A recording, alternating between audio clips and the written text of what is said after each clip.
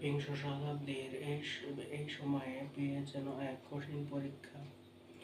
অনেক সময় দেখা যায় বিয়ের পর সম্পর্কে টানাপোড়েনে পুরুষকে যে পরিমাণ আর্থিক ও মানসিক চাপের মুখে পড়তে হয় তা মধ্যবিত্ত বা নিম্নবিত্ত পরিবারের ছেলেদের জন্য অসাধ্য।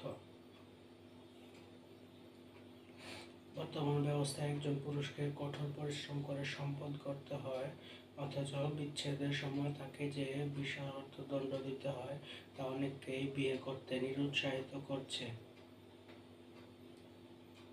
বিয়ের এই কঠিন নিয়মগুলো আসলে সমাজকে কোন দিকে ঠেলে দিচ্ছে? যখন বিয়ে কঠিন হয়ে যায় তখন মানুষ বিপথে পা বাড়াতে বাধ্য হয়।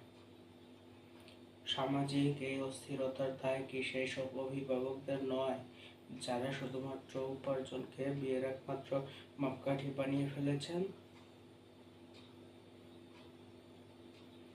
ক্ষুধার্ত পেটে যেমন কাজ হয় না, তেমনি মানসিক ও জৈবিক চাহিদা পূরণ না হলে সমাজ অবক্ষয়ের দিকেই যাবে।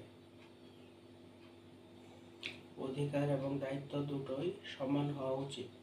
শুধু পুরুষ বলেই সব দায়িত্ব আমার উপর চাপিয়ে দেওয়া কতটা যৌক্তিক?